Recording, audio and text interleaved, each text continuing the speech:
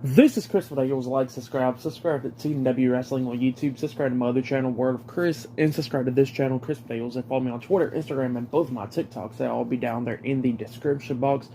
And I'm here to do my WWE Friday Night SmackDown November 4th, 2022 reviews. So here we go, discussing about Friday Night SmackDown. Now, Crown Jewel will be tomorrow, which I'll be doing my reviews. It comes on like, 12 o'clock over here. So yeah. I'll be talking about Crown Jewel tomorrow afternoon, so yeah, look out for that. And yeah, here we go, talking about Friday Night SmackDown, the last show before Crown Jewel. Now, we kick off SmackDown with the first match of the night. It was Liv Morgan versus Sonya Deville in a no disqualification match. And this match, it was really good. I'm not even going to lie. In my opinion, this match was better than Liv Morgan's match against Ronda Rousey at Extreme Rules. Like, it was better, in my opinion. Way better. Now, in this match, they took it and everything. There was some moments where Liv was hitting some suicide dives and stuff onto Sonya. She was kind of getting her feet caught up on the ropes and stuff, but she was perfectly fine. You know what I mean? Yeah.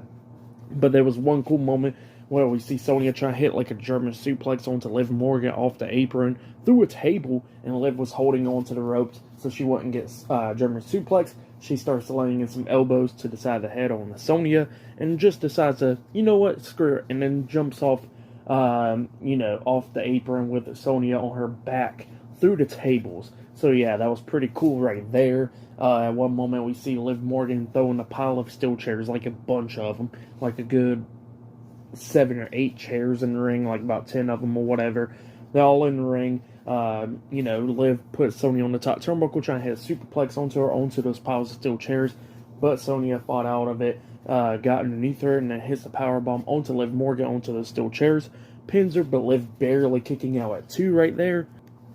And then Sonya picks her up, trying to hit like her finish move or whatever, but Liv reverses it, rolls her up for a pin, but Sonya kicks out at 2, and then that's when Liv hits the code breaker onto Sonya. Sonya stumbles back to the ropes, and then she gets hit with Oblivion right onto the pile of steel chairs, and then gets pinned for the 1, 2, 3.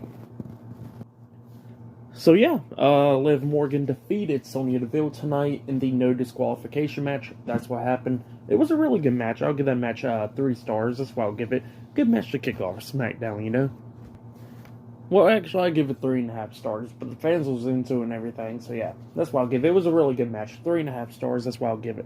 But then, after the match ended, we see Emma getting interviewed backstage, talking about that she's happy that she's back on SmackDown and all that, but she will do better after what happened last week. And then Xia Li interrupts her, comes up talking about how she's seen her match last week and she lost to Ronda Rousey, and that she's weak and all that. Emma was like, number 1, that was Ronda Rousey, and number 2, and then smacked Xia Li with a forearm, laying her out. So yeah, that's what happened there. It looks like we're going to be having a feud between Emma and Xia Li, which Xia Li finally gets to do something, you know? So yeah, that's what happened there. But then, after that, we see Rey Mysterio and Gunther and all of them walking in the arena. So yeah, later on tonight we will see Gunther defending the Intercontinental Championship against Rey Mysterio later on tonight, I think in the main event. So yeah, that match will be happening later on tonight, which I can't wait for. I think it's going to be a really good one. I'm just hoping and praying that Rey Mysterio's chest don't get freaking shattered. So yeah. But yeah, other than that, I'll see you guys later until the next thing that happens on Friday Night SmackDown. See you guys later until then. So the next thing that happened on Friday Night SmackDown, before I talk about the one-on-one match between Ricochet and LA Knight, we gotta talk about the video package. So yeah, WWE showed a great video package of Logan Paul's feud with Roman Reigns and his boxing career and all that stuff, and the press conference and all that. It was pretty good stuff, and Logan Paul actually announced earlier today at the press conference for Crown Jewel that Jake Paul will be at ringside for his match. So yeah, I never mentioned in my predictions video because obviously that video came out yesterday before the press conference and all that stuff. But yeah, Jake Paul will be at ringside for Logan Paul's match tomorrow at Crown Jewel against Roman Reigns. So yeah, that was the announcement right there. And then we get to the match. Ricochet comes out, and while he's making his way down to the ring, apparently he had like an interview earlier today talking about how he's going to shut LA Knight up and all that because he always thinks that he's too good, but he's going to prove that he ain't and stuff tonight. So yeah, that's what Ricochet said. And then LA Knight makes his way down to the ring. He has a mic in his hands and he starts talking about how the ring announcer got his pretty much, messed up his entrance last week and all that, and she finally got it right, but it still don't matter that he got to do it right. And then he turns around and then he gets hit with a suicide dive from Ricochet, and then we get the match underway. And it was an okay match. It was going back and forth and everything. We see LA Knight try to hit Moonsault at one point off the top rope. But yeah, that's what happened there. But then we get to the ending. Ricochet looks like he's about to pick up the win. He climbs up the top turnbuckle so he can hit that shooting star press on LA Knight.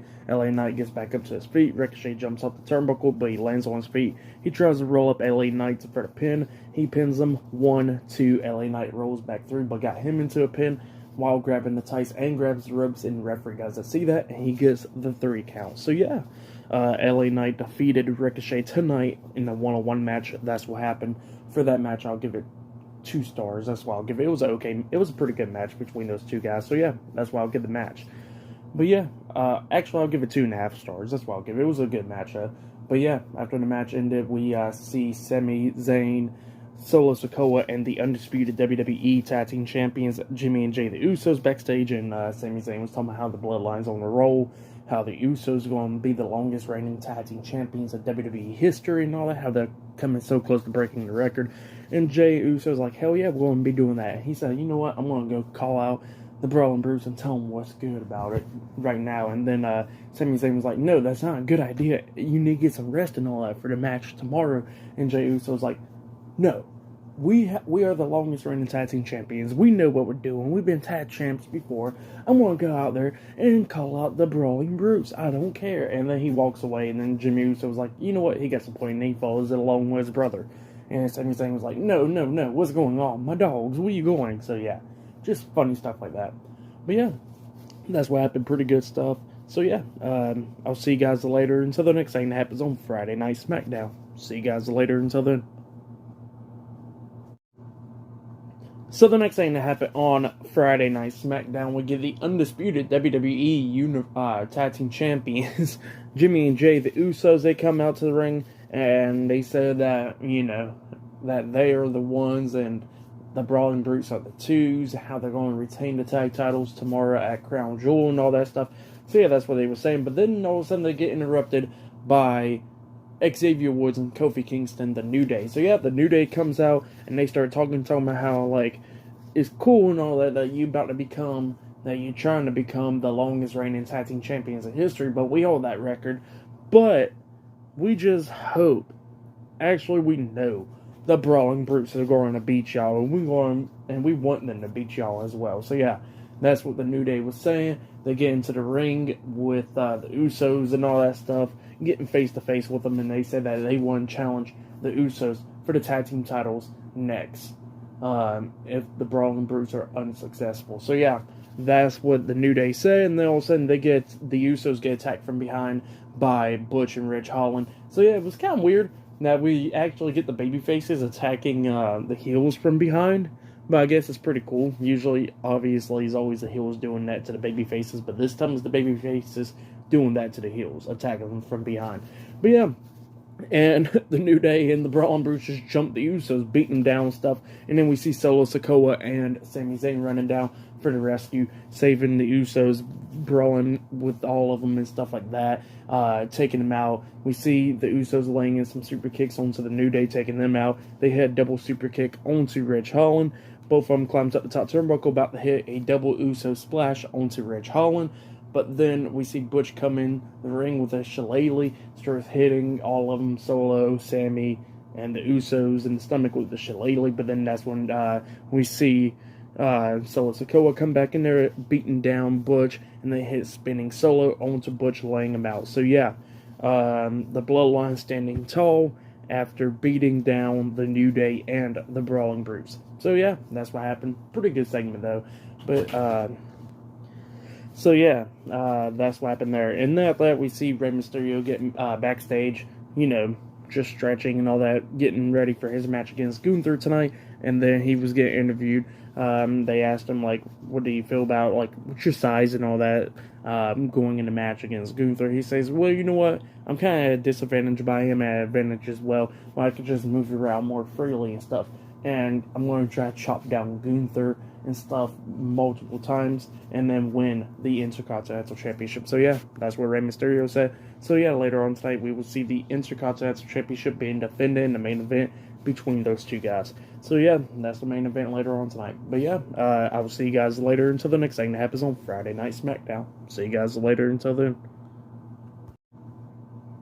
Oh yeah, and I forgot to mention that we actually see Bray Wyatt actually cutting it promo and stuff backstage, talking about how he knows how he is and how he wants to talk to people and all that stuff.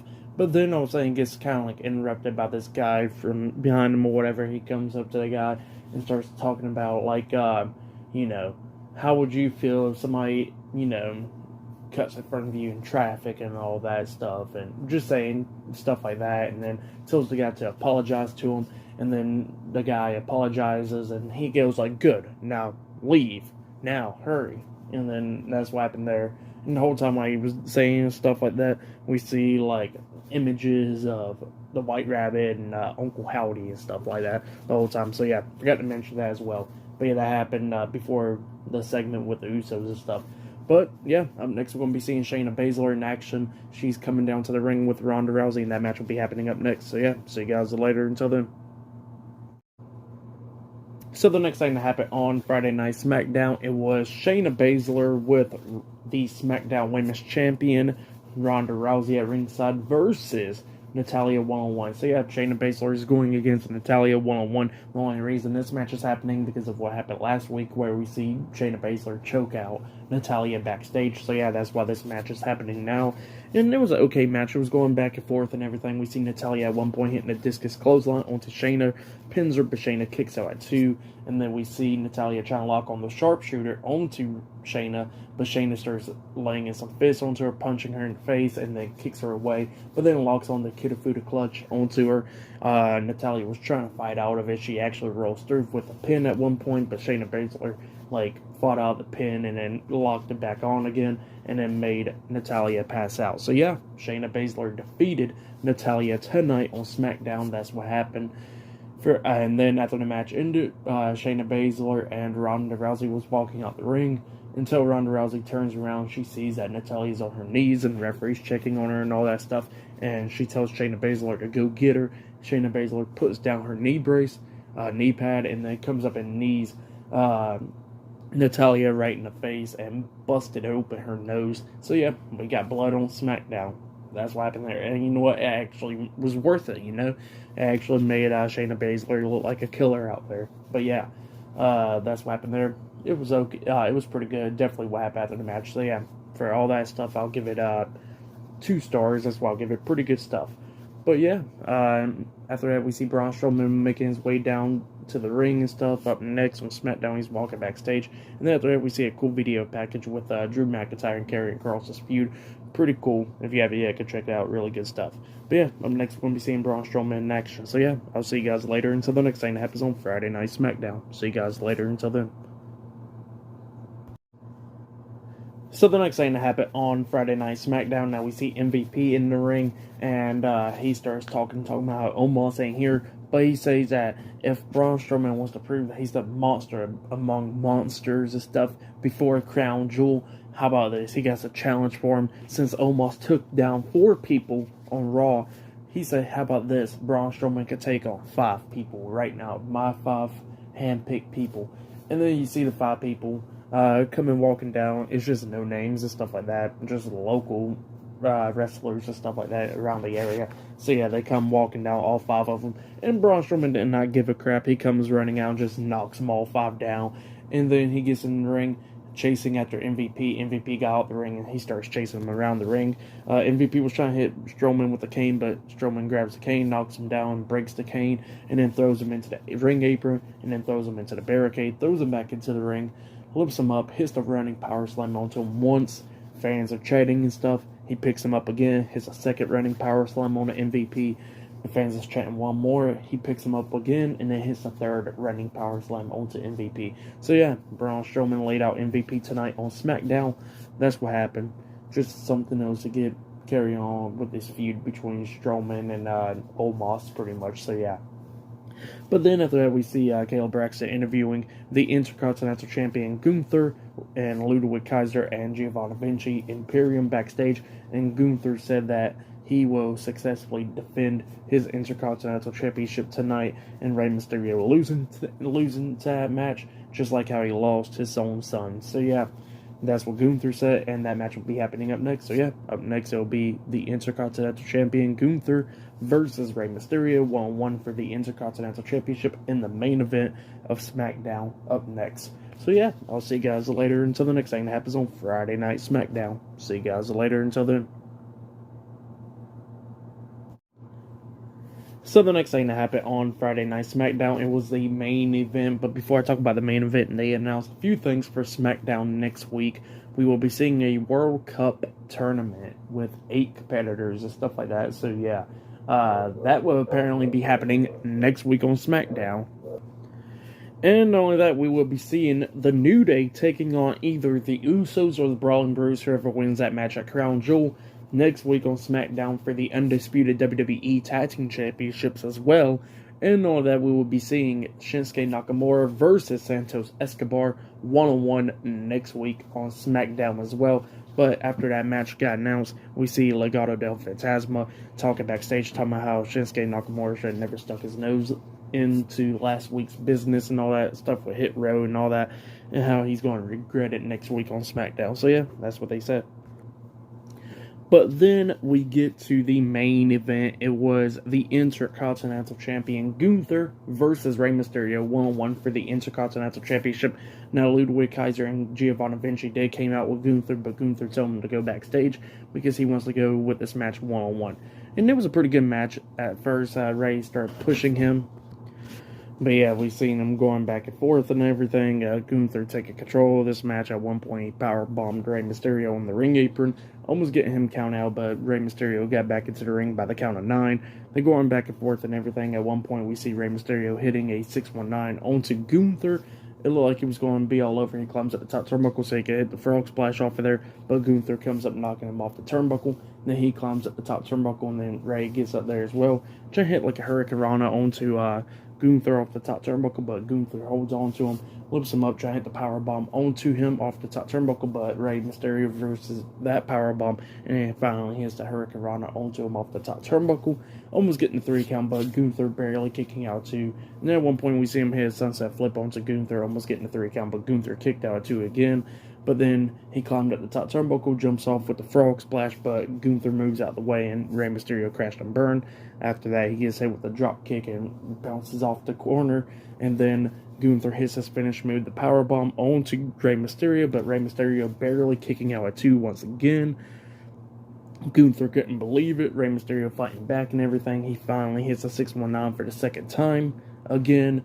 And then Rey Mysterio climbs up the top turnbuckle. Gunther catches him, trying to hit the powerbomb and stuff again, but, Rey, start fighting back. He hits it again, and then he lifts him up again, hitting a devastating clothesline after laying in some chops onto him, and then pins him for the 3 count. So yeah, Gunther defeated Rey Mysterio tonight in a 1-on-1 match. That's what happened.